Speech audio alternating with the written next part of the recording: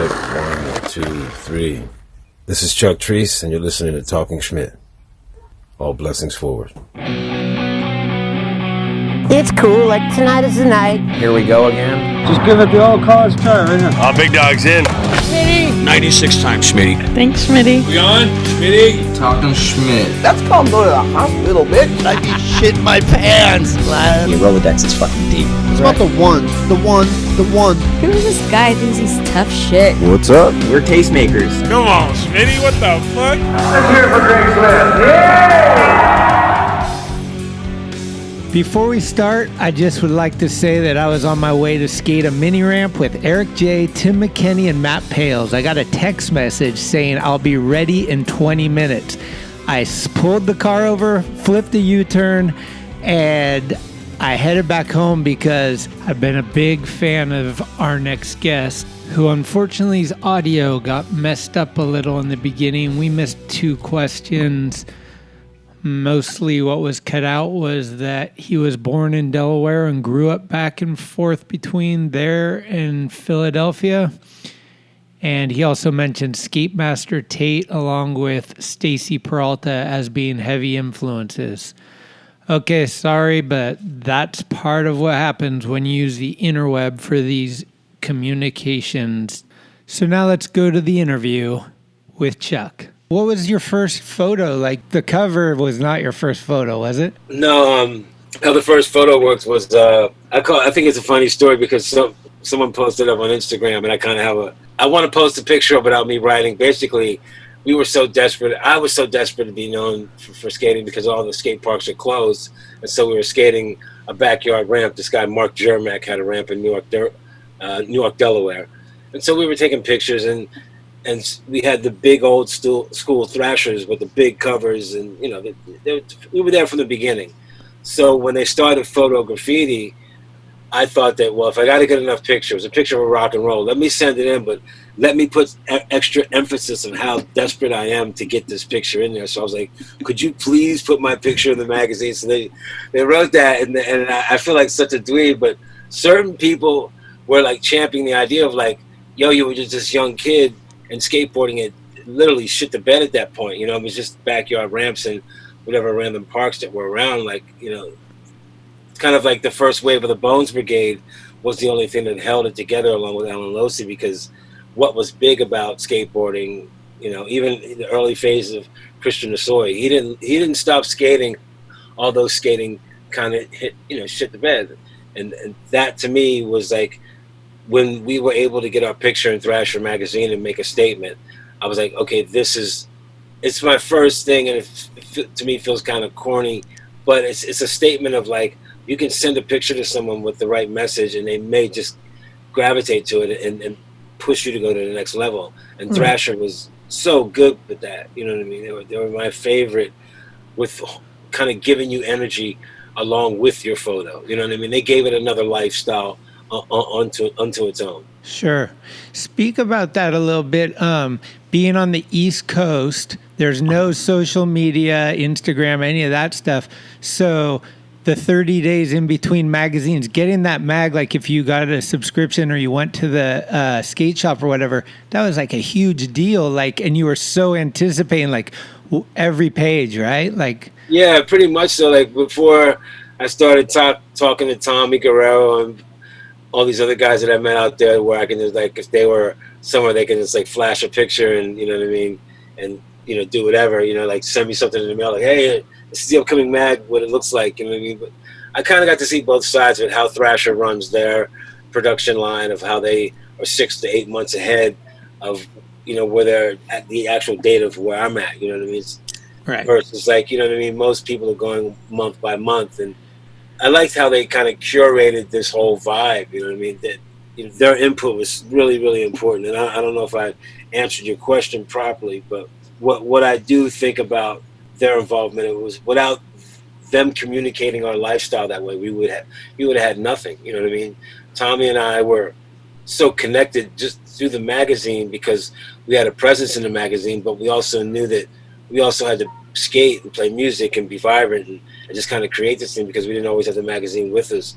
Like, right. Bryce wasn't always, shooting he was skating with us most of the time. So I wasn't used to. He was a great photographer back then. He just wasn't, you know what I mean? Like we were all like kind of gunning for attention out of this small, delicate scene. Like when I first moved to the Bay Area in '94 to figure out what Thrasher was about and to kind of get that closer connection is what I'm talking about. Like I just didn't leave it at getting the subscription to the magazine.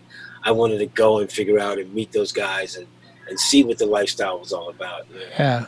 You gravitated towards it, right? It was like a big deal. When did you meet Tommy?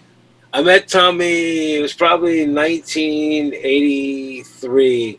I was at a contest at Del Mar with Tom Groholski. And Tommy, Fish, Cooksey, I think Orb possibly was there. I know Bryce was there. All those guys were kind of hanging in one pocket at Del Mar, and I noticed everything about them was completely different, like the Jack's team jacket and the way Cooksey skated and he rode for Albert. So it was kind of like looking at it like Venice Beach in Philadelphia and Washington, D.C. and New York, wrapped up in one, meeting all the guys from the Bay Area. You know what I mean? And I also had a love for the Bay Area because of the group Tower of Power. That was a huge funk, kind of connoisseur, and everyone looked up to Tower of Power. So I already had respect for the Bay Area musically. But to realize their grit and their originality of skateboarding, like Rick Blackheart, Peter Gifford, and a bunch of other guys, you know what I mean?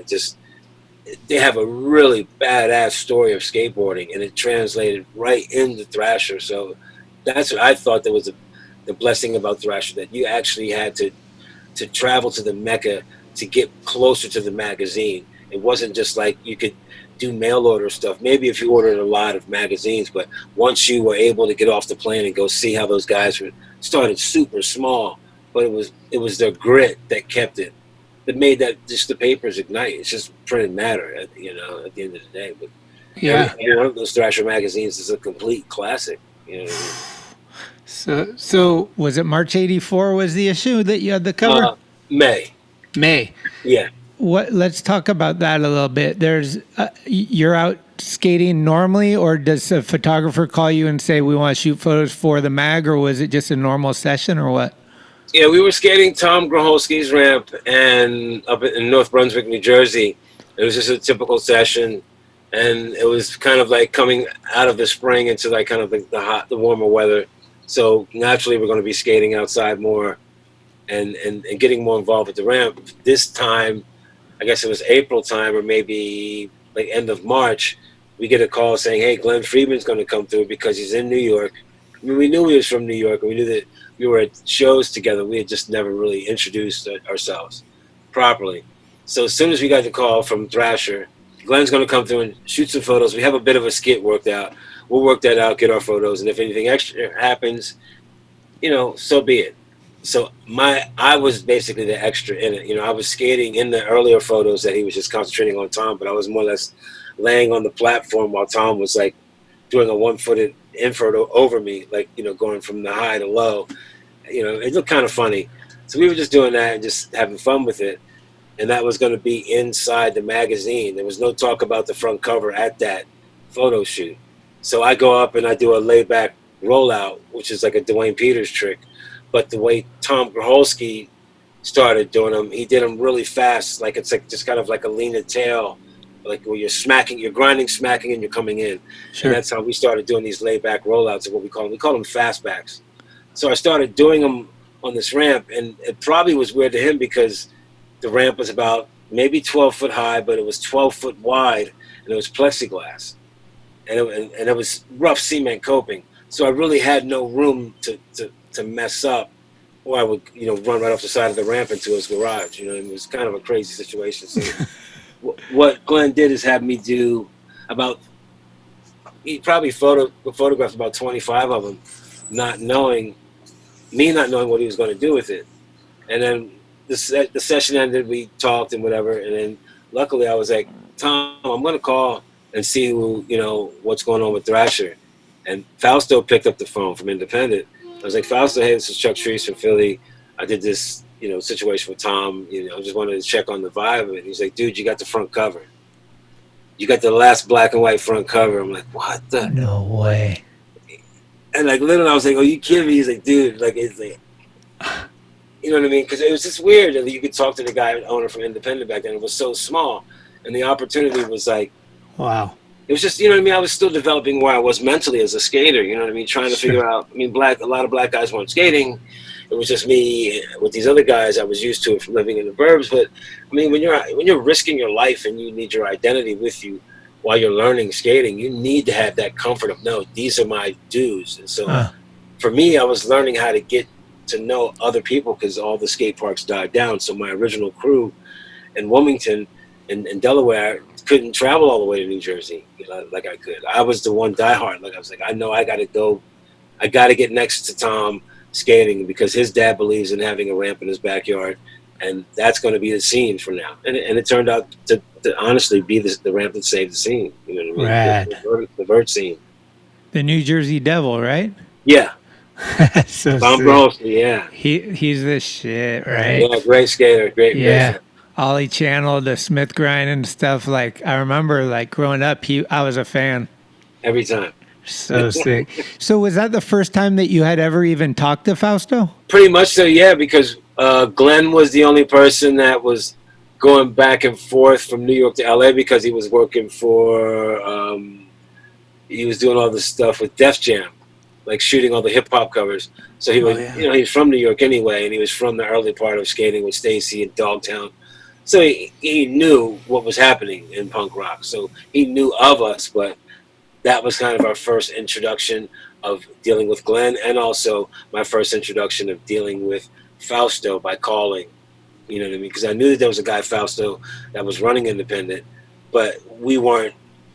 Tom and I weren't hoisted up in the kind of like dream team of what Thrasher could do once they kind of put you on their back and say, hey, these guys are really doing their thing, so and so. Right. So it all kind of started happening right after the front cover, as far as we started to get to know those guys better, because that front cover was also the sequence that Tom had, you know, for his ramp that was giving him the new bump too. So it was crazy how we were all hoisted at the same time around the last black and white cover of Thrasher, and also the first African American on the front cover, which I didn't know until like 2013 that I was even the first African American on the front cover magazine. Like, yeah, it was like this other company called How We Roll. It was pretty much kind of like an art exhibit in LA. It was all about kind of like ethnic skaters, Mexican, whatever, and that whole vibe, black, you know, Latino.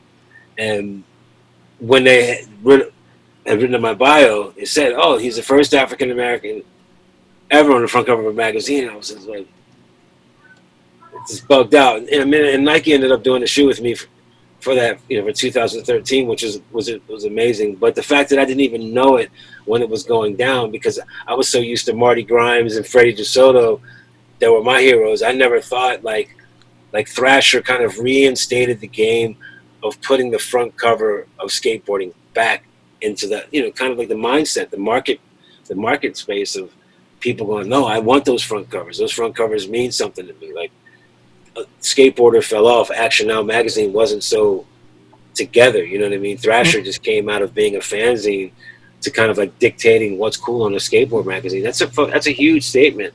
Wow. If you didn't have that vehicle to take something that was done by a black person, but I didn't even know that it was happening, and I wasn't even supposed to even get the front. Technically, the front cover was not promised to me during that photo shoot, which is crazy. Like, because now if you gear up for it and you know, hey, this is going to be one of the 3 or 4 photo shoots for your front cover, you're going to go into it. And not that I didn't go into it that day, but back in that time, we had that moment. And whoever brought the character to the camera was a person who they were able to feature at an easy rate. You know what I mean? Putting it and saying, this is what Thrasher's about now, this backyard thing in New Jersey.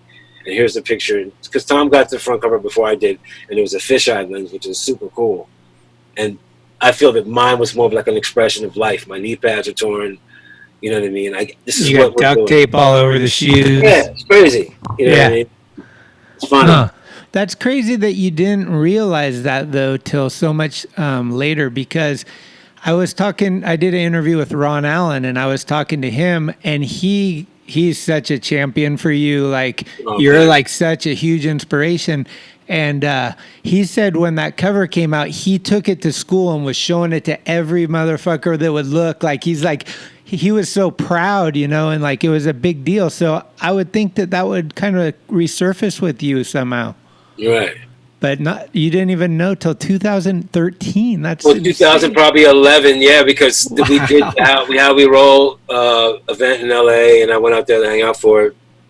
And then soon after that, someone was like, "Hey, I want to introduce you to someone." You know, I was on the tour with Tommy Guerrero, and this guy was like, "Hey, let me talk to Nike about it." It was about probably a year or two after that initial me knowing that was happening, because I guess that was a selling point of them doing the sneaker, that they were going to actually put a sneaker out, that this is the first person that's ever been on the front cover of a magazine. So it worked, you know, for them, and it worked for me, and I'm glad that I was able to learn.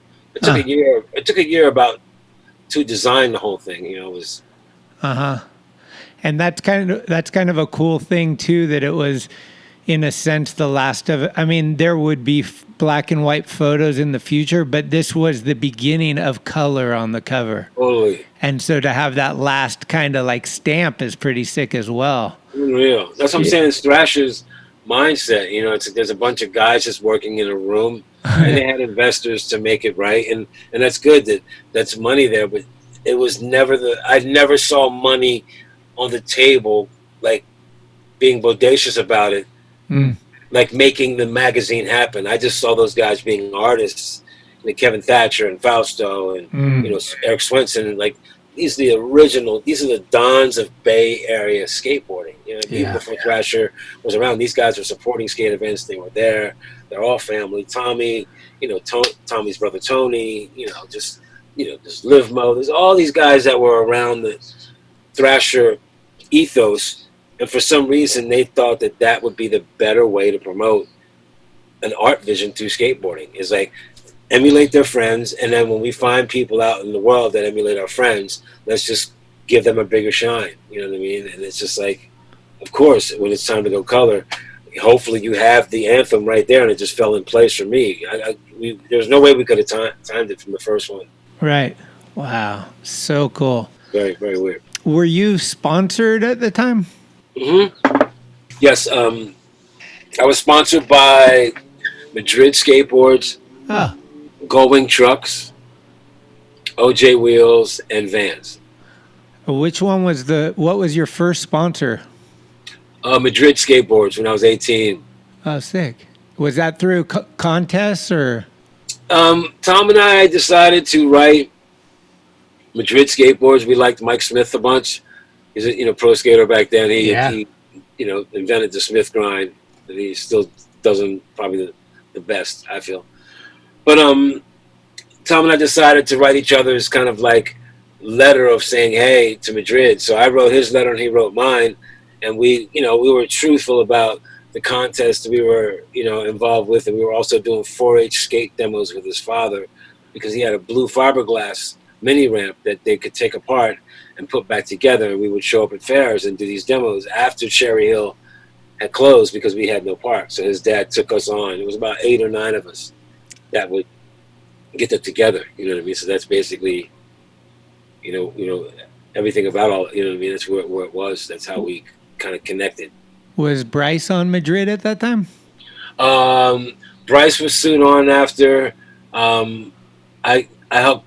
Got Tommy Guerrero on Madrid. He was early on that. Sick. Marty Jimenez was on Madrid. Okay. Early. Bill Danforth was on Madrid. Wow. Rob Roscoff was on Madrid. Oh, before Santa Cruz. Yeah. Okay. He at one point had like D Squad, along with myself. They had D Squad, and everyone just peeled off. It was a couple different Midwest Melee contests. As soon as everyone saw Rob skate, they just was like, "Yo, you're coming up to California," and that was over. So, music-wise, were you heavily into music at the same time? Were they kind of feeding each other, or like how did that? How were you already playing music or not yet? Yeah, my start in music happened around age 2. I was like beating on pots and pans with ladles. Yeah. And I guess my dad, I didn't know at the time because I'm a little baby, but he's a musician and he could play all the instruments that I could play that I do now. So I guess as soon as he saw that I had rhythm and there was energy for it, like creative energy, he just kept me around the instruments that were in the house, and so we always had a full back line, which is a drum kit, No way. bass guitar amp, organ, a bunch of things in the living room, because he had a top 40 band, and they would actually rehearse in the living room. Oh. So after the rehearsals, or before the rehearsals, I was able to goof around and jam on the drums.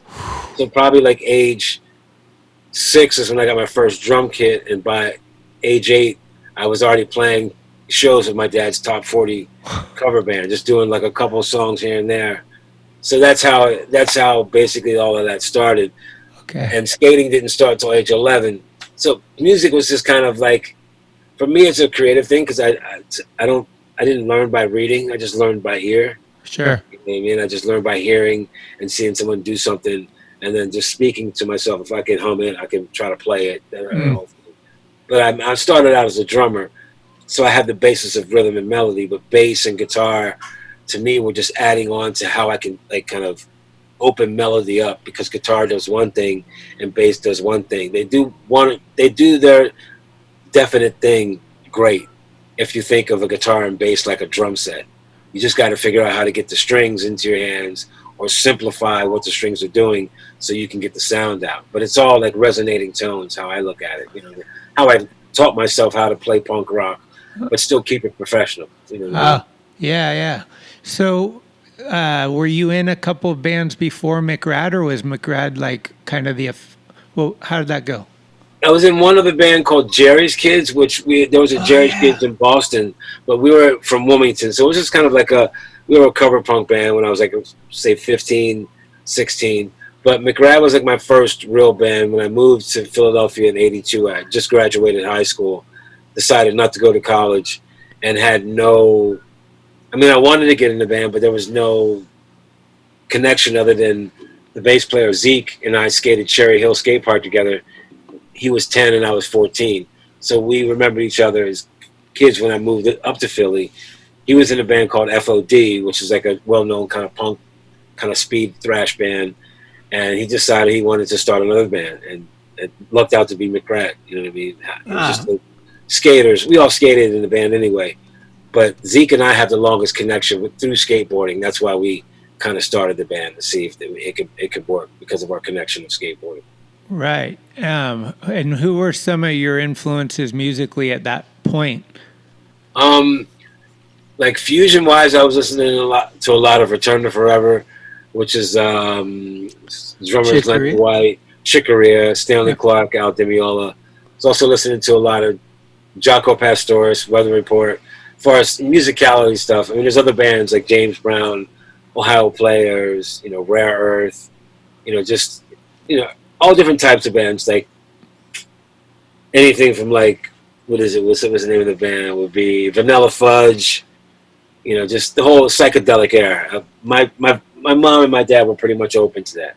Okay. What happened is once punk rock started entering skateboarding, when I was first starting skateboarding, Devo was in it, so it was kind of like new wave, which is kind of connected to the surf mod scene, which is kind of like all over all these different places, New Jersey. So it's easy for people to hear that music. But to me, when it changed into Black Flag is when it became more about like kind of the underground. We got to rebuild this ourselves. The whole do-it-yourself ethos came from that, because we realized there was a number of us, because it broke off into a small group of people. Like Sex Pistols had already broken up. Clash were still kind of together, but they were edging their way out so early on. You know what I mean? Because they went through the whole hippie stage of punk rock. We went through the whole like kind of like F the system version of punk rock, and then it all got really tough with Henry and Black Flag, and that just changed the whole dynamic. And that's when skate rock was, to me, invented, because it became more of like, no, you guys do this sort of thing. You know what I mean? So we were all developed at the same time, like early 80s. After 84 clicked, something just changed. All the bands started feeling like, okay, we're from the hardcore scenes or the punk scenes, but this skate thing is a part of us. Drunk Engines and Faction, McRad, you know what I mean, Los Olvidados, you know what I mean, just JFA, there's all these bands I've seen play, and all these other bands have connections to it. Minutemen, those guys skated. Sure. HR and Errol from Bad Brains, they skated when they were kids. Big Boys. Big Boys, huge influence. You know what I Right. mean? Tim from Big Boys is a huge influence of mine. Huge. Okay. Yeah, he's a my shit. hero. Yeah. So Black Flag though kind of sparked it, huh? Well, yeah, because when Tom and I were, Tom would go to this, I forget what the name of the record store was in New Brunswick, but it was like a real important one that everyone would go and buy 45s and do whatever.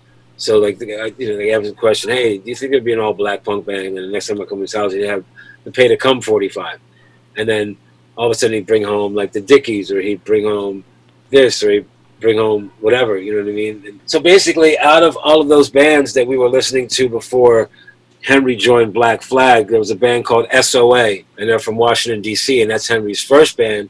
And I liked it because it was more like mush mouth hardcore, like real simplistic beats, real simplistic vocals, but he had this growling presence about him. To me, when you have to join a band and sing a song about Six Pack, that's not really, I mean, certain bands had like the, Butthole Surfers or Flipper, had that kind of like jokey, fun thing. Early Beastie Boys, Egg Red on Mojo, they had that fun, jokey thing, but they kind of had to ride with it, you know what I mean, more. I thought that Henry had to change his punk rock ethos to make it like an East Coast guy is integrating into like more of like a badass band, because Black Flag, it just sounds like a badass band. Sure. And then everybody in the band is at that time an individual, and, right. And the business hadn't pulled those guys apart. So the original lineup of Black Flag, which was either Robo on drums, Greg, Chuck, and then you got this new young dude Henry, who's willing to stretch his character for the band. And personally, as a musician, because I understood music like Led Zeppelin and all the the trad things, I could hear what bands made changes. I really didn't comment on it and try to be like a media darling, like telling my friends, oh, they made a change. I would just listen for the changes. So when I would hear Henry singing SOA, it was more like he was singing with the band that he was like connected to as a kid. Black Flag, you know what I'm saying? It was like he was singing to the moment of where the band was. And then Henry Rollins, and then the Rollins, because I've seen Rollins live, that was completely different than anything that I'd seen like live shows of, Black Flag or whatever, you know what I mean? And to move on to do spoken word, you know what I mean? So what I'm tripping on about with Henry is that he actually created a way of life that he didn't even end up being at the end of his trek. It was just a moment within the band's cycle of how they were writing and the tension of it, you know what I mean? And we were all learning that at the same time, watching HR make those decisions about what he was doing. Like the guys who kind of understood music, because, and the girls too, that like we love it. Your emotions are, you notice when someone's making a change, you know what I'm saying? You know it, that like, okay, if this guy from DC is popping into a band into LA, is it going to outshine him, or what is he going to do? He has to arrive to the moment, you know what I mean? And Henry's probably one of the only transplant lead singers that was able to go from his own band to another band that had singers and have it be successful. Like no other singer's been able to do that with like Van Halen or Bad Brains, or right. They've all kind of struggled with that. Black Flag to me, and mainly probably because Greg writes his music for the moment, probably was the biggest art statement in a tough guy package when it comes to punk rock and how it can go into hardcore, but it's not metal yet, or it's not like beat down music. It's just about being oppressed and having all this art around you. Because, it's colorful in California. So why would people out there be oppressed? Right. But you get a band like Black Flag and you realize there's other things that they're focusing on that we don't see because we're not out there as much as them. Okay. Cool. And then what was it like seeing Thrasher drop volume 1 of Skate Rock? Like seeing these bands, whatever, Faction, Drunk Engines probably were on the first one, but like kind of already having an idea of these bands, like did that kickstart you like, wait, this can even be cooler than what we're doing? Yeah, because we were used to Maximum Rock and Roll, and we knew that Maximum Rock and Roll and Thrasher had ties because they were both from the Bay Area, and they both were steeped in the kind of like this early family of the first stages of punk rock and the first stages of politics in punk rock, because of who lived in the Bay Area, and you have to do your homework to find out why certain bands went to certain places and certain scenes for certain things. But what I went to San Francisco for was to learn about the history of rock and roll, the history of music, but the history of how these guys at Thrasher created this vibe. They also created their vibe alongside Maximum Rock and Roll, which everyone was trying to get in Maximum Rock and Roll because you could just send a cassette tape in and a picture, and they would find a way to put you in their fanzine. They rarely ever turned away a band giving them a write-up, but they never tried to be a super glossy magazine. But Thrasher and Maximum Rock and Roll come from the same ethos. You know what I mean? It's the Bay Area, like, we're going to put this together how we're going to do it. And whoever sees the vision at this level, if that's the grand scheme, we're going to hold to the grand scheme. And Thrasher did the same thing. They were just able to take what Maximum Rock and Roll did with releasing these comps and doing these comps on vinyl. And Thrasher was like, they probably figured out, well, if we have all these subscribers, why don't we either give something away or actually make a compilation and see how it turns into, and whether we call it whatever, skate rock or whatever, you know what I mean? They knew that they had an active audience of probably like 500 people, you know, that would turn it into 1,000 within a couple of months, just because of the fact that, like, oh, you had that cassette, I want to get that cassette. And now people are collecting those cassettes. Yeah. Those cassettes are triple times the amount of money if you get a mint, you know, Skate Rock Volume 1, 2, 3, or 4. I mean, all of those are. We were developing. I mean, they were developing bands around what we were like developing our ideas from, because we were thinking like bands, but it's not like when you're a grown person and you're playing a song you've played for 20 or 30 years, you know it like the back of your hand. Yeah. And those songs were new for me, and I was experiencing punk rock and hardcore changing, like Black Flag and other bands that have taken the leap. Like, it made you want to push your music harder. So we were always learning. You know, if a band did a record and people loved it, the people that were into the studio vibe of it would analyze, well, what's the guitar tone or what's this doing? And that's not really accepted in punk rock, because it's like you're supposed to like not know what you're doing, not know how to play, just be kind of whatever. But once we realized that, like, Circle Jerks, you know, the group Sex was recorded in A&M studios in Hollywood, like, I mean, just in LA. That's a multi-million-dollar studio. Some of the biggest records in the world have been recorded at that studio. Right. And it blew my mind that they still got that grit out of that really professionally. Like, those rooms are like $1 million rooms, you know, easy. You know what I mean? $1,000 a day for that. And it proved to me that it was like, wow, they won, because that record is so monumental that you hear the grit of everything of what they're doing in a punk rock, like, ethos, like, wrapped up in it. We thought you had to record in a crappy studio. You know what I mean? We did everything backwards. And that's why I'm so happy that those guys were able to let us learn from them. You know, a lot of people. You know what I mean? Yeah. It wasn't just about put on a shirt and act weird. It was like people were actually learning how to make records and learning how to produce and learning how to run labels and management and everything. There's some really important people from back then that did some beautiful work. You know what I mean? Was it? I haven't really talked to Mofo about it, but I'm assuming he was instrumental, right? Being in the Drunk Engines, working at Thrasher.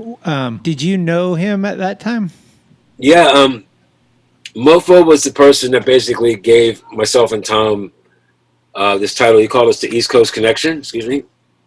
And it was more or less, I saw Mofo as someone who he would make catchphrases cool due to the people that were around him. Not to mention, he was an artist, a singer, and also he's just a part of this whole photography clique that for some reason his work is just as valuable as a Glenn Friedman or anyone else of that kind of time, because he was so involved with getting along with everyone. You know, so we had to know Mofo because he made it known that we should know him. You know what I mean? Right. And how he would mess with us at a photo shoot if someone would get too big-headed, you know what I mean? Like, he just never would let it get out of hand. I love those stories. He told me a lot of shit, like with Gons and all kinds of different people, rattle their cages. A lot of cars. He's pulled a lot of cars through his years. He's a funny guy. So you guys were on Skate Rock 2, right? Yes, and I think 2 and 4, I think it was. There was Prevent That Tragedy, I've always wondered, the very beginning, it's like, yo, Tom, prevent that tragedy. Dave, right? You know the deal. What's that from? That was me in the studio kind of bugging out. It was like McRad had already been together for like a year and a half, and so we were getting a little bit more confident and comfortable in playing. And I knew we were going to have this opportunity to do these songs for the Skate Rock, volume. And so we had already recorded our first record, and I kind of felt more confident about what I was doing. But what I wanted to do was take some of the kind of like jargon that we say when we're skating or sessioning a curb or sketching a ramp. Like if a guy comes back from surfing, he'll come back with surf lingo. Yeah. Dude, you don't shred, you just wear the uniform, dude. That's me actually saying it, because this dude, Glue Ball, skater from New Jersey, will come up with all these things, and he just got back from Pensy. Like, just funny things that we would all just sit around and laugh, because we didn't have cell phones and weird things to like kind of distract us. We had to have banter. And so basically I took one of Glue Ball's things and just like, yo, Tom, prevent that tragedy. Yo, like, it's more or less kind of like prevent being a skater amongst these people that are so kind of boring in our world, because society they just didn't accept skateboarding. It was just kind of cumbersome, to them. We were a small group of people then compared to how many people are on skateboards now. And right. Some of the spots are still up, and they're not overrun. It's just that we were just such an eye shot to society that the people just wanted to put us down, because they couldn't. Skateboarding started developing so fast once we got the core back together through Thrasher, that society couldn't keep up with it, because Thrasher wasn't a society-driven magazine, and not the ethos, not the bands, not the photographers. I mean, there was connections to it. Stacy came in and delivered his vibe into it, but they really kept it amongst the people that were building these blocks, and it's the main success for Tommy and Thebo with Real and Deluxe and Absolutely. Crooked. Like Fausto spent a lot of time with those guys, giving them a vision and making sure that even if he did make mistakes, it was still the vision that he was about, with him making the mistakes within the process of, making all this work. You know what I mean? Certain people don't want to take the decisions, the bad ones, the sponsored. I'm sponsored, I'm not, so they kick me off, they did whatever. They don't even know that, like, these people have to micromanage numbers, and they got to micromanage their investments. Sponsored skaters aren't even thinking about an investment. You know what I mean? It's like these guys took something and believed in a bunch of vagabond weirdos that were just like, we'll skate anything, we'll sleep on any floor, we'll do whatever. Right. Skateboarders are still doing that now, but it's not like, people have sponsors now, they have lives. They've been able to strike the biggest part of the financial boom in skateboarding, because that may all change due to what's going on right now. And for the people that don't know our original ethos, like what Fausto and KT and even, Peggy and Tracker Larry down in, in San Diego, what those people taught us is just like kind of stick to your guns. You know what I mean? You can wave them big, but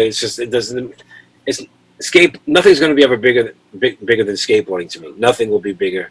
Like no person, the art of skateboarding and how we are all learning from each other, and how hip hop and art and everything just works with skateboarding for some oddball reason.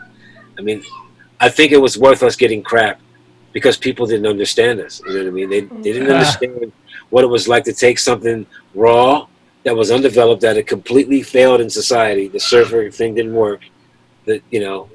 What they tried did not work. It just didn't. It wasn't even connected to the land. It was just connected to like the image of what a skateboarder looks like.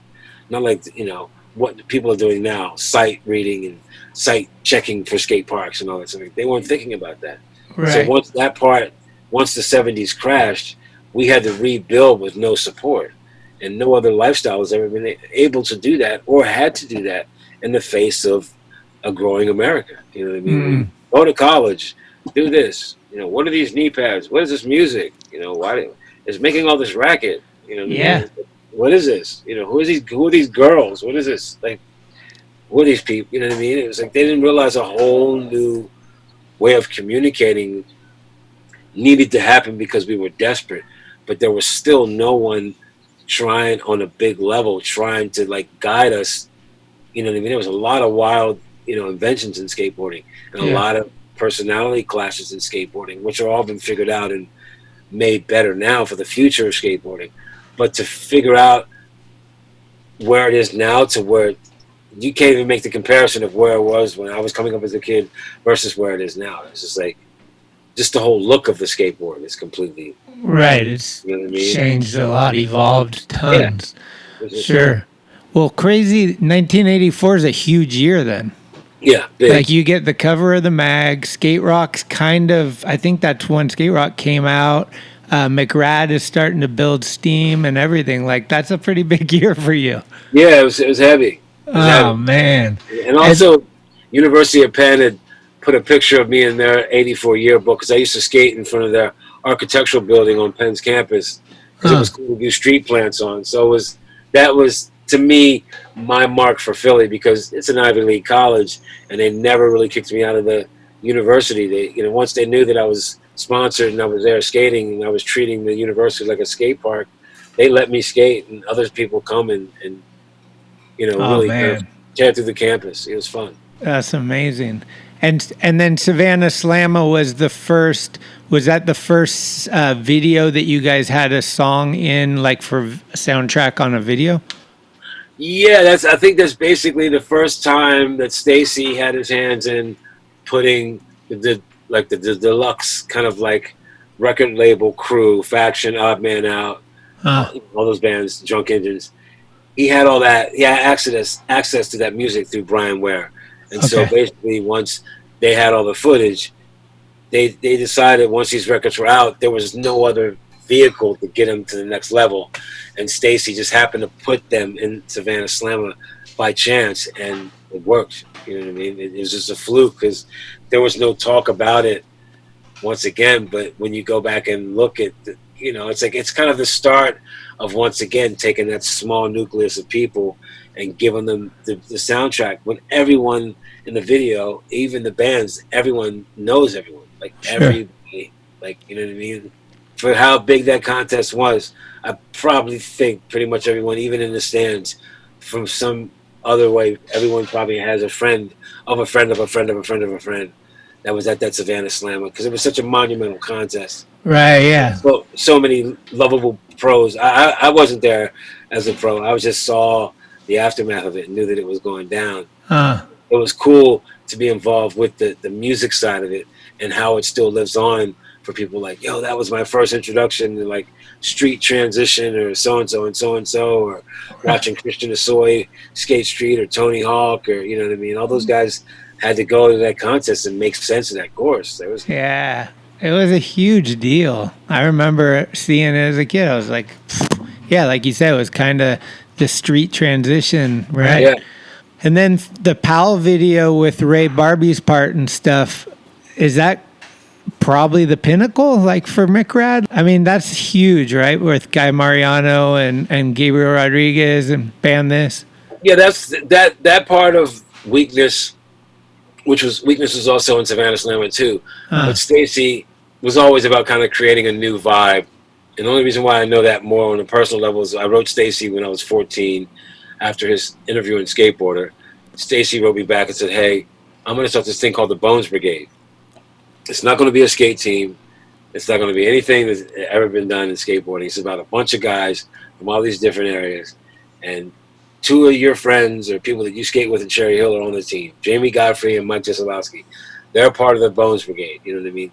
This is our thing. You know, like when I knew that Stacy was creating when skateboarding was still raw and skateboarder was still vibrant, like when it fell off, he still kept the Bones Brigade going, you know, as a team. It never kind of like fell off. So once Stacy kind of attached himself to the music and Thrasher, because of, you know, Fausto and Independent and those guys knowing each other from when they were kids, it just made sense that they would just really utilize the art side of what we can all do as skaters, you know what I mean? And that's what made kind of all of our records have another life after the Savannah Slammas, because by Stacy using 1 or 2 songs from Savannah Slamma in public domain, it helped promote the sales of Savannah Slamma, because you were able to listen to the whole record and get the whole vibe.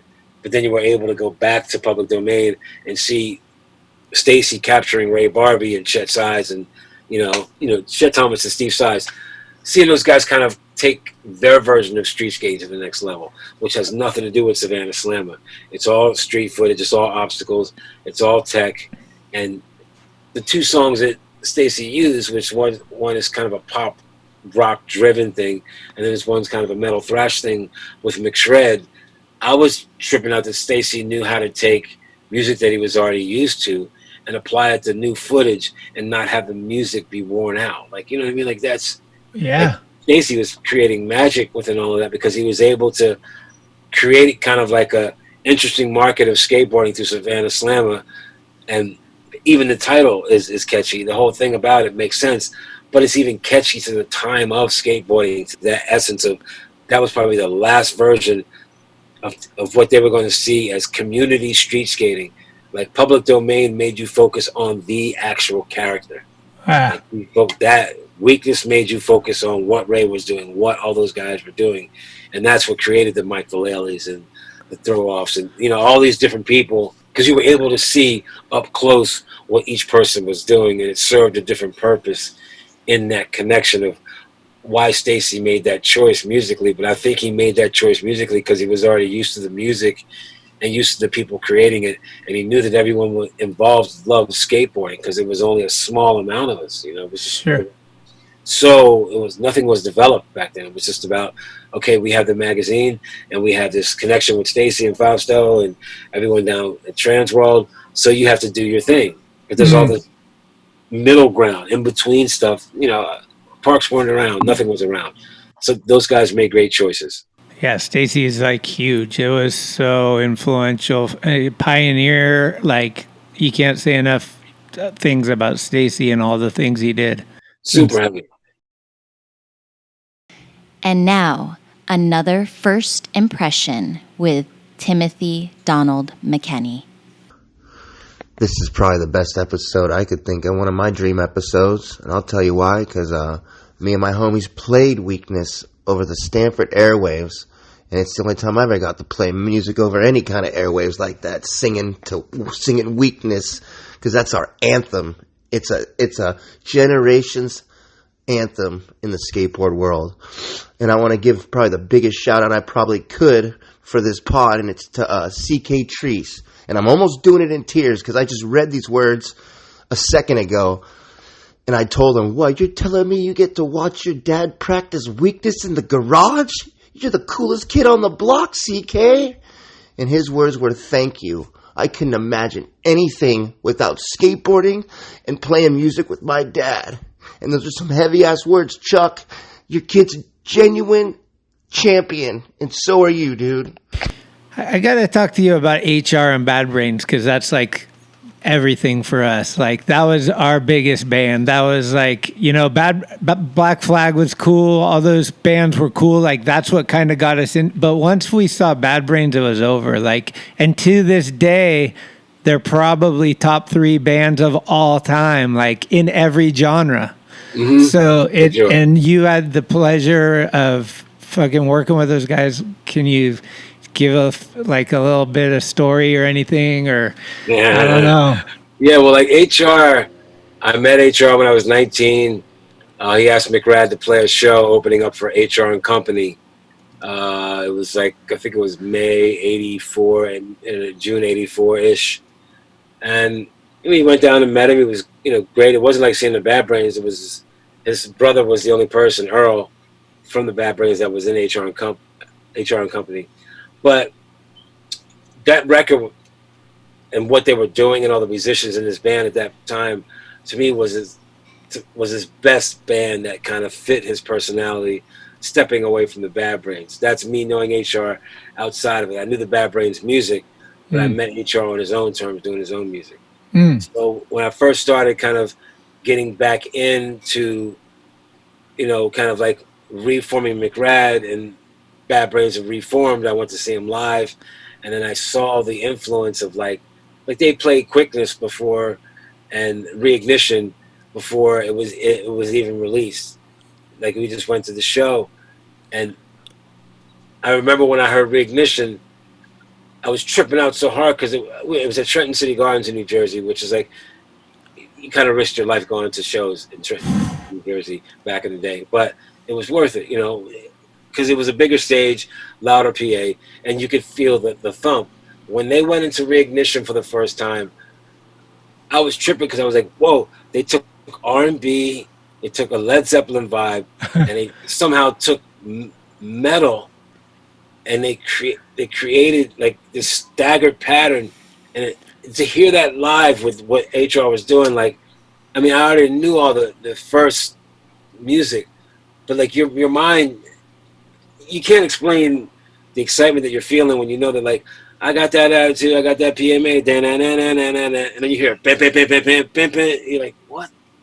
And then it works, and then they make a song out of it, and it ends up being, till this day, probably one of the hardest songs that you could hear live.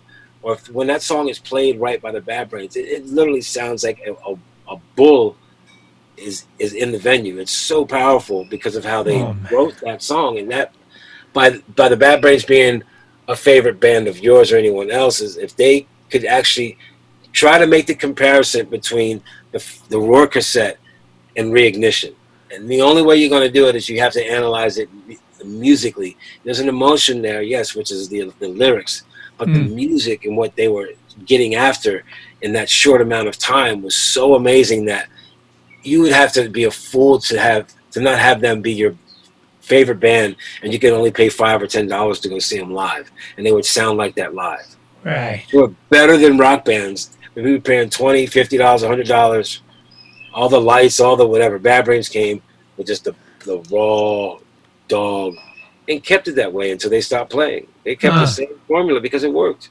Big SVT, you know, two Marshall half stacks, simple, you know, drum kit. You know what I mean? Just keep everything basic, keep everything right down the line, right within your emotions, and that's why they're an amazing band. That doesn't get out there. The roster thing, they play reggae, they play punk rock. It's fierce, but what it is like what I learned from them playing drums for them for a long time, and a long time meaning 6 months of like doing shows and living in 25 songs, you know, 2.5 hour sets, you know, 28 days straight with 2 days off, travel days. Like, I was able to realize it wasn't about the technical ability of the songs, because you could never really jam on the songs. Each song had their part, but each song you could play differently with an emotion each night if you just let the part be what it is.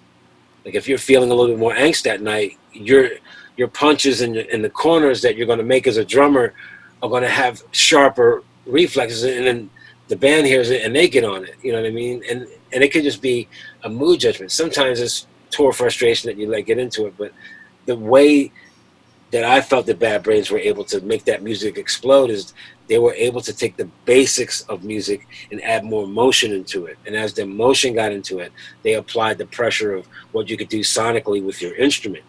And Ian even talks about that. Like, Daryl was just really gifted with taking an idea that he could hear in his head, and by the time it reached his hands, it was a whole nother situation. The same way, you know, they just had it.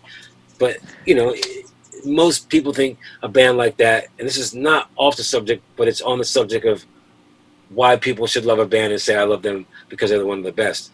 Maybe they're a band that they shouldn't write 10 records of that magnitude of music. They should write what the art gives to them, the art of thinking in that mode, the art of being in that mode. And once HR says, I don't want to see people beat themselves up, I got to go over here and do my thing, people should know that, like, whatever the Bad Brains have done in that space and that in time, is no other rock band has been able to put out records or, you know, a feeling like them and still be have an affordable living, and you can still be able to see them at shows, get something signed, talk to them. Like, most people have a story about HR. Some of them are not nice, but a lot of people have personal stories about HR. Those people can't say that about Eddie Van Halen or David Lee Roth. Those guys are like, whoa. Like, even Iggy Pop, I mean, a lot of people have, you know, stories about him, but it's not like how many people know Mike Watt. Everyone knows Watt. Watt's just a personable guy. The Minutemen were one of the best bands in the world, but he felt that, I feel that Watt felt that his personality was punk rock. Like, Bad Brains, the band was punk rock. People get attached to the band so quick, you know what I mean? The band can't grow, so the art has to die because the music eventually has to die. Versus like Watt has never died, HR has never died. Like Right. not that like Doc and Daryl and the rest of the guys in the band have faded off, but their umbrella of how people know them is through the Bad Brains, and I wish the people would realize it. Like the reason why a Bad Brains fan says that they love that band, you know, kind of just to their heart, is because there is a lot of emotion in those songs. If you strip the lyrics and you get into, these are 4 humans in a recording studio, like it sounds like they're tearing the recording studio apart. Like The energy's insane. The energy's completely insane. So it's back to emotion. It's not like they're scatting and doing all these weird scales. It's like they're taking from all these different environments, but it's about the energy of those 4 guys creating that. And I'm just lucky that we had the Bad Brains as a band to kind of springboard ideas off of, because so many of us have used them as a positive influence. You know what I mean? Right. Okay. Yeah. I saw that documentary on HR, and it kind of left me wondering. They kind of framed it like, did he do drugs, or is his modern like, you know, right? Like, it's like, what happened to HR? It's like, I think like basically with HR, I think all those guys were like experimenting with kind of like with the drugs that were around in DC. Like, and if you think about a big city, you think of it like it's got buildings and people, vibe, whatever. But really what most of these cities were are port towns. Like DC, Baltimore, Camden, Wilmington, Delaware, Philly. So you have all these people exchanging these vibes. I don't know. It's just, I think the kinetic energy of what it's all about, with everything being so raw. I don't know. It just makes it kind of crazy for people to kind of understand where they would. How can you judge someone that comes from such a raw vibe of how to exist? You know, these port towns. The Bad Brains wrote like that for a reason. Not that they were frustrated and they were deprived. I mean, they had different things happening to them, but it was at a point to where if you had a problem back then, they try to sweep it under the rug. Social problem, weird problem, or my son's gay or daughter's gay, whatever, or they're kind of slow, or, you know, the word, you know, how they use all those derogatory words back in the day. I don't want to say them because people still take them the wrong way. But the dunce mentality of life, if that was casted upon a bunch of people back in the day, they would start to believe it and they would feed into their kids.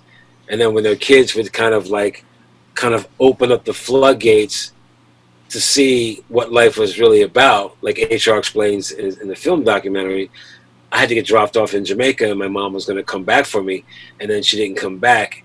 And then it took a part that was weak with him, which was maybe sorrow and woe, and a connection with someone that was his mom. You know what I mean? Not good or bad, but just the title, mom. The definition of mom means that she should be there. But when someone leaves you and is not clear about why they're leaving you, and he states that in the documentary, that it made him feel a sense of desperation. That could have been one of the first starts of him creating characters outside of his own self, Paul. You know what I mean?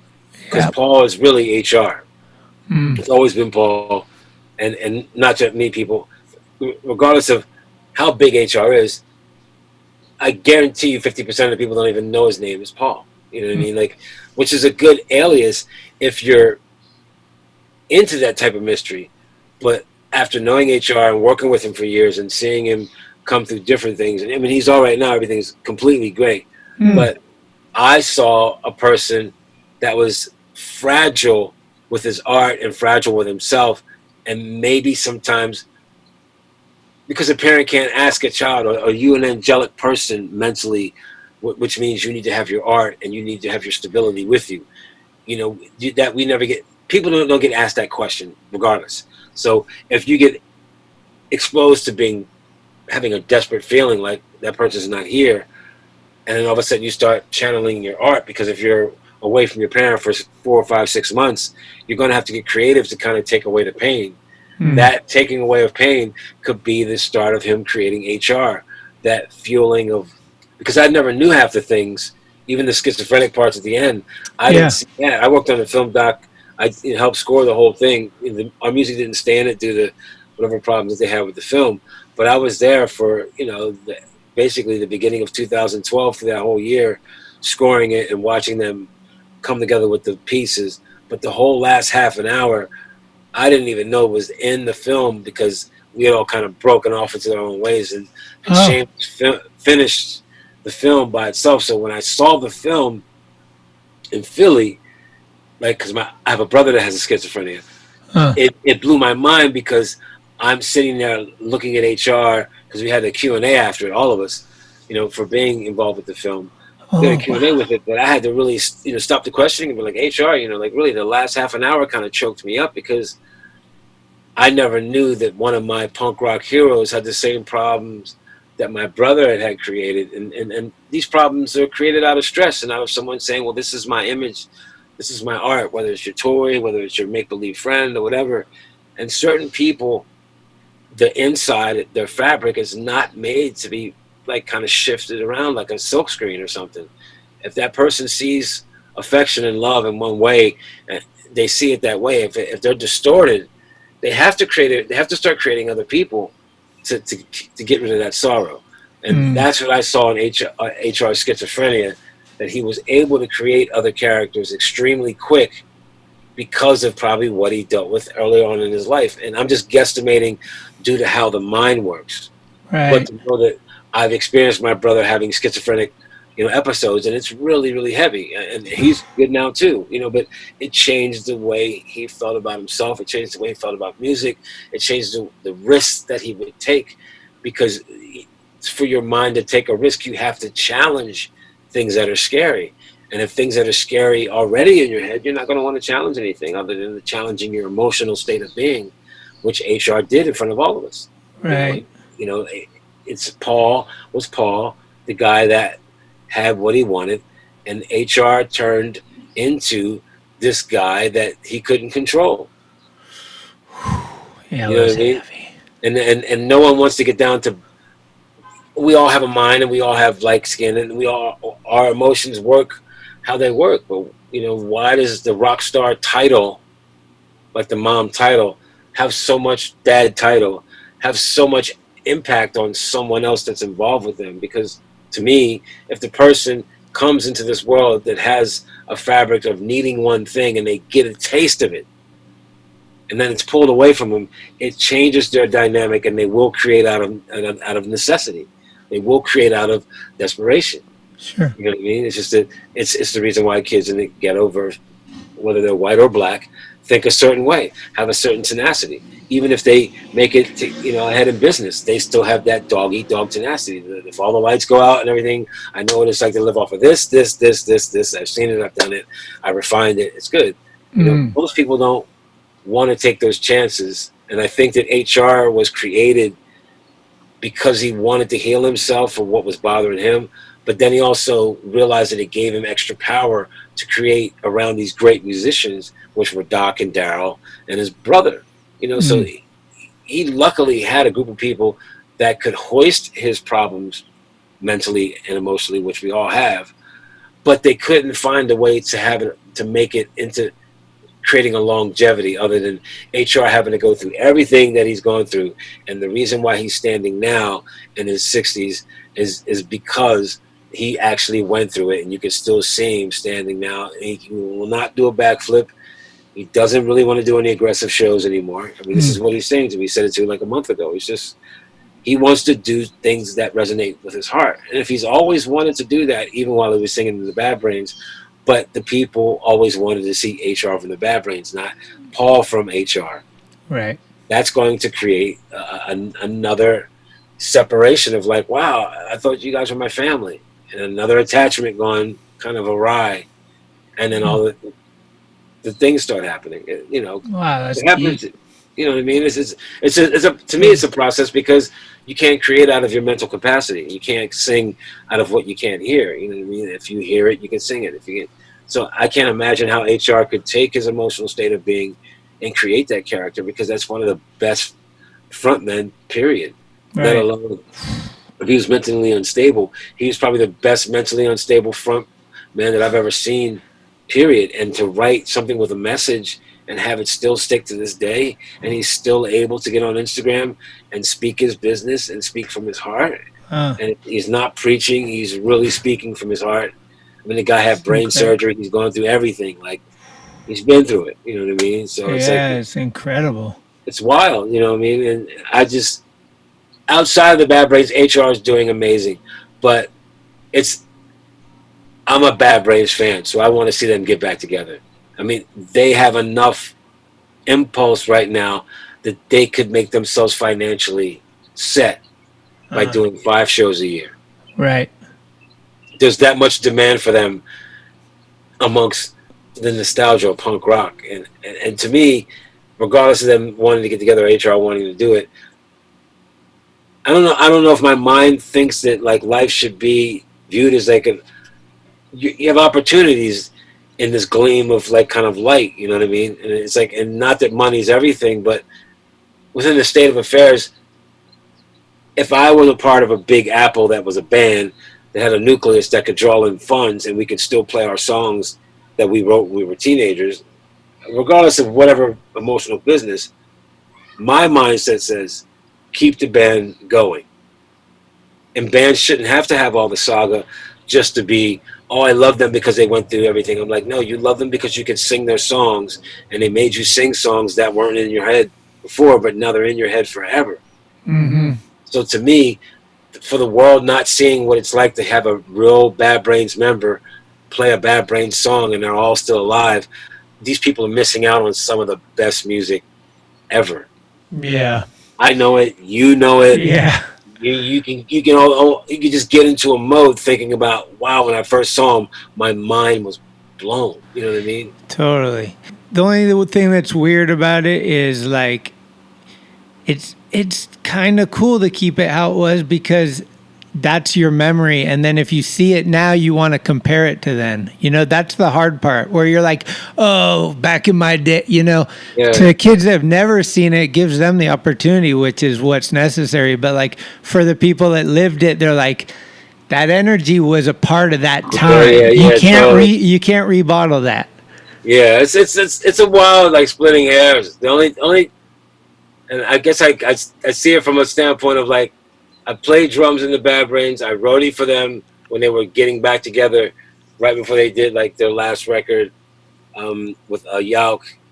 And the shows that I did roadie where we had to actually kind of keep an eye on HR because he was like, we really couldn't take eyes off of him. Like everyone had to watch him. Like we played a show in Portland, Oregon. And when I saw a 10-year-old white kid wearing a Bad Brains shirt and sat backstage because his dad was able to get him backstage, like literally everybody that was working the band, I swear to God, that it was like they wanted to tear up and be like, are you kidding me? This little kid is here to see the Bad Brains. And there's a bunch of grown men on stage, and this kid is looking at him like the Rolling Stones. I was like, that's why they should step on stage. Right. No, they can influence one, you know what I mean? Yeah. One kid per high school of how badass it is for 4 dudes to stand up on stage and even get close to those arrangements. I mean, there's no band on this earth that can sound like the Bad Brains still to this day. Like I saw him play not a huge auditorium, but a pretty good sized auditorium at Phoenix Am. It was kind of like a reuniting of the band I hadn't played in a while. Right. The place went ballistic. Like people were diving into seats like it was like insanity, and you're just like this yeah, and he's not doing backflips. He doesn't need to. The music speaks for he, you know. Yeah, and it's that way anyway. I mean, it's cool to hear that, how that, like an interview coming towards my way, I would hear someone else talk about what they love about the Bad Brains, because people don't think that I would love Bad Brains like that, but they don't realize that I like, as a musician, when you hear a band that you know that they can play, but they're staying within this, it goes back to the word ethos, the lifestyle of punk rock, and they really put out some great songs. Like you can really get lost in those songs if you put a set of headphones on and just shut off. Like your mind starts to do different things, and 9 times out of 10, it's highly creative. You know what I mean? Like I've used them as a pecking order of like, hey, if you guys want to write songs, just pick apart HR's parts. Just listen to what he's doing. Take the whole band out. I mean, the whole band's playing in the music, but just listen to HR. And then once you find out what he's saying, add the drummer in, and then add the bass player in, and then the guitar player in per song, and see if you can concentrate on a different person and see if you can figure out how they're creating this music.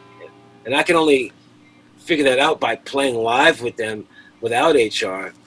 But I can see Doc and Daryl and how one plays behind the beat, one plays ahead of the beat, one's used to be a bass player, but he's a guitar player now, and the same with, they were playing each other's instruments melodically, and there's all this push and pull. And then in the studio, they want it to be an art piece. There's no overdubbing. Everyone has to play it live. So if a song has to be tracked 5 or 6 times at that intensity, I mean, your arms feel like noodles after doing something like that. You know what I mean? I've tracked Rock for Light. We did it 5 times in a row. We recorded a version with Chino, and it was probably one of the hardest things I've had to do in the studio, because to deliver it, I couldn't drop off because I didn't want to be the one that they're looking at like, hey, we may have to do it again if it's not right. And that's art, you know what I mean? Because we're all grown men at that time.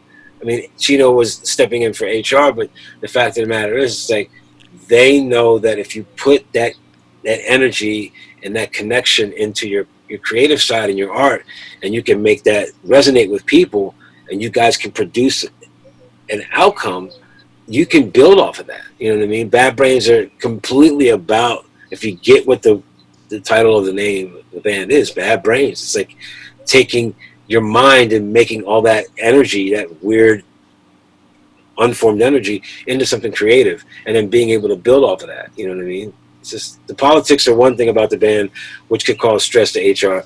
But I know that the original reason why they wanted to do that band was because they were creatively resonating together, and it just worked. They couldn't have done it any other way. You couldn't have made a super group like the Bad Brains. It's never been done. Right. Fuck. Okay. Well, 2020. You're probably, how many projects are you in nowadays? You're playing with Tommy and Matt still, right? Yeah, I'm playing with Tommy and Matt doing Blacktop, and I do solo tours with Tommy and solo tours with Ray. So we all kind of support each other to keep the wheelhouse and the shows flowing around. And then I have I have a project with my son now called CK Treece. Oh, sick. And we're doing kind of like McRad-esque, but it's more kind of like tuned down, like doom stoner music. What's your son play?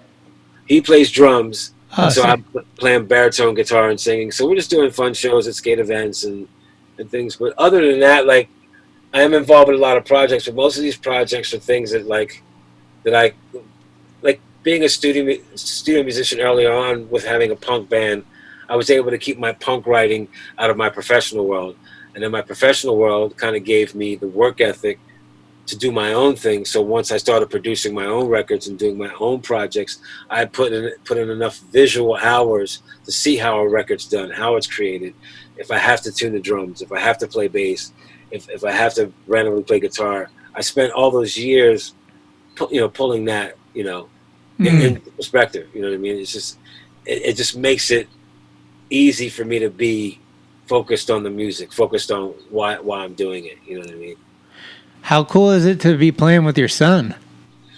Oh, it's good. I mean, like, he's growing now because he's turning 18, so he's got his own way of thinking. But we've been playing shows since he's been 4, and Kieran has actually started the School of Rock has kind of a 5 and under age bracket now. They start letting into the school, and Kieran was the first kid that they based a program around. So basically, at age 4, he was able to play with kids that were age 15, 16 that were in, School of Rock, because we were always jamming at home, is what I learned. So he's kind of following after your footsteps. At an early age, he got to hit the drums and figure it out.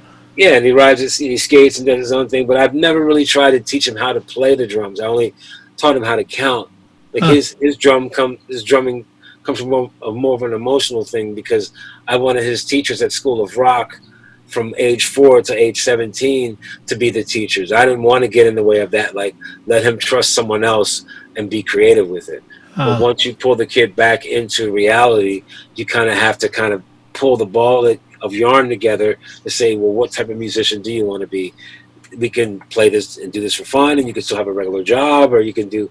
I'm not giving him the road that I took. Like, I'm just doing this for punk rock. Screw the system. Blase, blase, blase, blase. You know, I'm more like, don't burn through money. If we get some extra money, let's try to invest in a small property. Let's try to find a place where we can create and get loud and not piss off the neighbors, because just because you have money, you can't move into a neighborhood as an artist and you have loud friends and skateboard ramps and the whole neighborhood goes, yay! You know, your investment could easily turn into something that could plummet you into, you know, being bankrupt. You know what I mean? So I want him to know all the things that we were testing out of ignorance, not testing out of frustration. You know what I mean? Right. That's what a lot of the early punk rock and skateboarding was to me. We're testing things, because if you would give away one thing and test it and it was kind of vagabond, that was great. But if you do that to the law, if you do that with your money, or if you do that with opportunities, those opportunities dry up, and then the newness of skateboarding never changes. It's kind of like the art of energy as far as how it comes to the actual person thinking about what's going on. Got it. I could talk to you forever. We're wrapping it up here, but it's coming off of a pretty harsh week here, and I think it'd be cool to talk a little bit about this after this George Floyd incident. Like, you're out in Philly, you're in Pennsylvania somewhere. Yeah. Like, is it crazy out there too? Yeah, I mean, and to give a backstory on Philadelphia, there's a family here called Move, M-O-V-E, and they were kind of a radical hippie, dreadlock-looking family. There's a lady called Ramona Africa, and a bunch of other people that were involved with that movement. As a kid growing up in Philly, we saw them get kind of terrorized and things torn down and riots and stuff like that. And then there was also social unrest in Philly. So we're used to the rioting.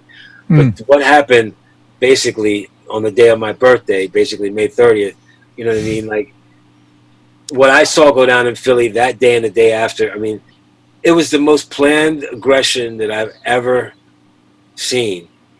And it was scaring me, because me and my son were going, while they were riding, we were still driving to the skate park just to kind of bless up our thing. So to me, this pandemic, we've skated through every day of it, outside and in the indoor spot, and also through these riots, we've been skating every day. And so my whole perception of this pandemic riot is, if I step out of my box, I'm going to catch hell from both sides of people that are going crazy. But if I focus on skateboarding and music, and I know that what I'm doing, we've built out of no one getting into this, then through all of this chaos, most of those people won't be lurking at the spots that I'm at. So I should give thanks for that. But also, as I'm analyzing what's going on in society, if you're going to put a bunch of well-known products that are seen on TV in places where people can get at them, and you can't hire your own security 24/7, then you're depending on the masses that basically fuel the cities to stay calm under any conditions, knowing that they have consumerism shoved in their face, you know, 24/7.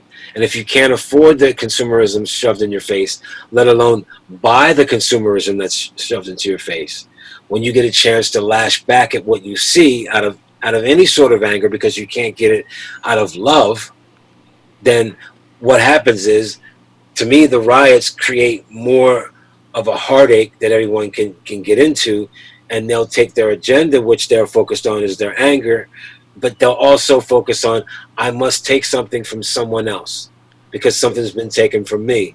And I agree wholeheartedly with that situation. But what trips me out the most is that it started seeming like it was like, oh, they did it, so let me start doing it. Like, it just seemed like everybody was out there looting that probably didn't have any business out there looting. Right. Like, to me, if I'm going to go see... Well, that's the problem. You know what I mean? It attracts people from other communities that want to just be a part of this. Like, they were calling it a parade instead of a protest, it became a parade. And these people from other communities, anarchists, are gravitating towards, like, using it as an excuse to do a bunch of other crap. And that overshadows what the whole thing's about. Yeah.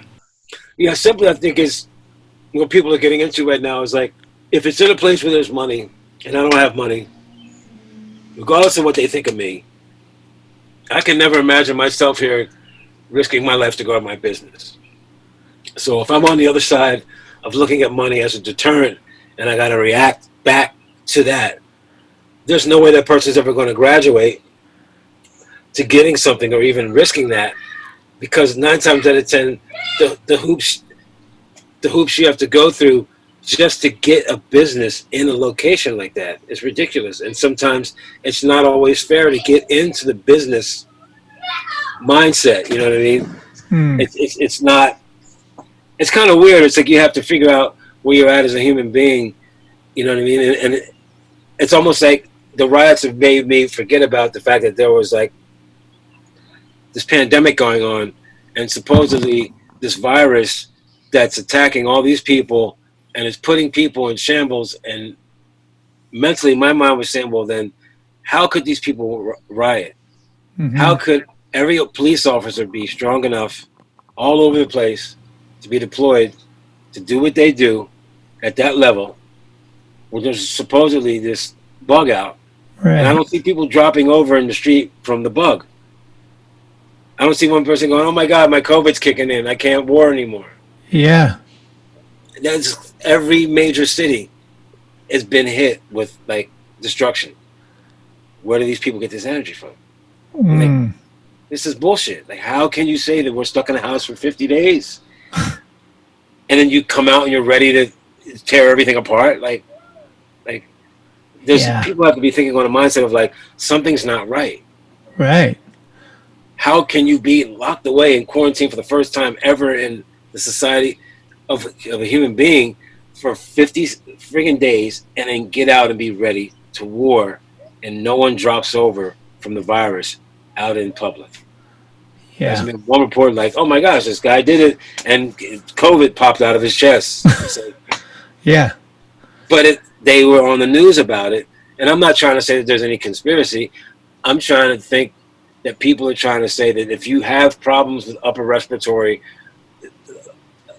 situations, or even having problems with upper respiratory lifestyle, you shouldn't be out in public as much as you think, or sharing things from people as much as you think, because the amount of congestion and inflammation you're going to get may feel like you're dying. Sure. And you may not want to come back after that. Once again, it goes back to, do you have the tenacity to pull all the mucus out of your body and get into it? So obviously all the people that are rioting had enough energy to get all that COVID out of their bodies.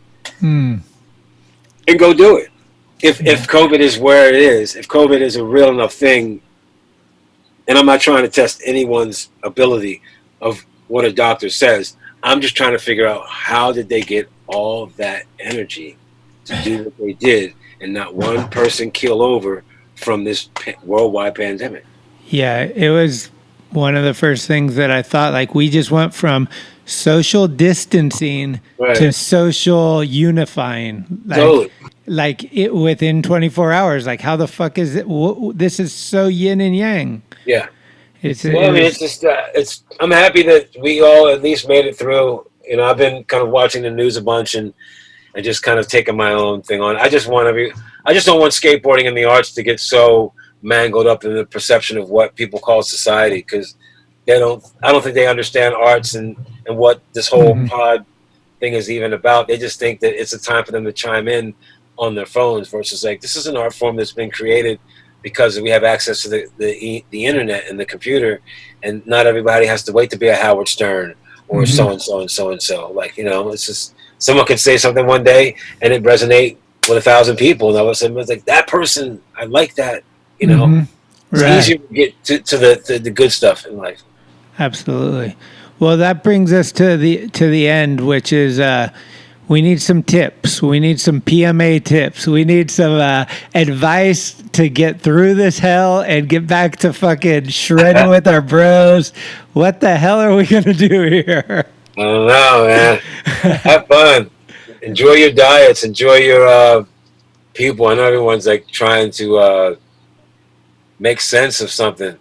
I don't know. I think that everyone should at least start figuring out what their worth is on their phone and on their computers, and if you can create just some monetary business and make it fun, you know what I mean? Because it's like, it may get to a point it looks like we're being honed in as far as, because Americans are pretty gaudy, we're pretty spread out. So it seems like all of us are being honed in, and that's how I'm taking it. Well, if I got to hone in my travel, if I got to hone in who I'm around, if I got to hone in my actions in society, I want to be able to get on every plane. I don't want to get on a plane too drunk and be flagged from the plane, or you know what I mean? Like, I'm not trying to test if my personal power is going to like make me different than a regular civilian, which most people in the arts world and other people do until a pandemic like this comes along and says everyone has to shut down for these reasons. We can't do it the way we used to. I mean, that I can get that. It's just the super pressure of it. If you make that into your lifestyle, you're not going to be able to eat right, live right, sleep right, think right. And you got to think through it all until your limbs are gone and you can't move and you can't swallow. I mean, we still got to think. I mean, it's hard. We all go through depression. It's pretty hard right now. I mean, it's pretty weird. And Boo Johnson, bless up to him and his family, he just went through something really, tragic. And, it just got me thinking again. It's just like, we just can't let kids just run around, and you just can't be as vagabond about responsibilities until your kids know how to fend for themselves and not be kids anymore. I mean, the value of being a kid in a society, you could lose your life if you want to be a regular kid. Yeah, big love to Boo and his family. That's hard. I saw that. Crazy, man. Yeah, man, my heart goes out to him. Yeah. You got a good song that we should end it with?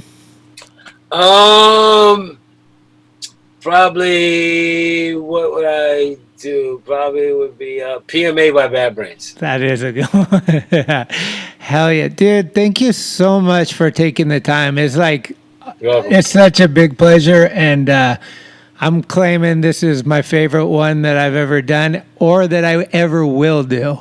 Cool, thank you. Good time. Big love. Enjoy your session today. Are you going to go skate, yeah? Yeah, we're skating a place called The Yard over in Amblers, a little indoor park. Okay. And tell your son, my good friend Tim McKenney, he follows him on YouTube, and he's a big fan. He loves seeing him follow in your footsteps. Oh, kill it. Tell him. Cheers, man. Thank you, man. Have a good day. Stay safe and healthy. Hope to see you in real life. Okay, man. All right, take care. Bless. Thank you for listening to another episode of Talkin Schmit. You can subscribe to the show on iTunes, Anchor, Spotify, or anywhere you get your podcasts. When you subscribe, you'll get notifications every Tuesday of new episodes the minute they become available.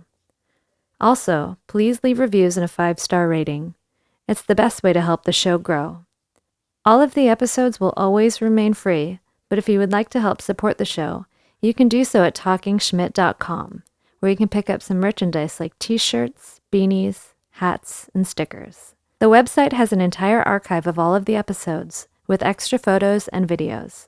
Email us with any suggestions, comments, or ways that the show may have improved your life at talkinschmit@gmail.com. All interviews are conducted, edited, and produced by Schmitty.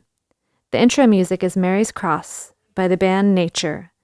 A very special shout out goes to the executive director, Sharal Camisa. Shout out. Love it! This is Talkin Schmit, where the Rolodex is deep, but the conversation is deeper.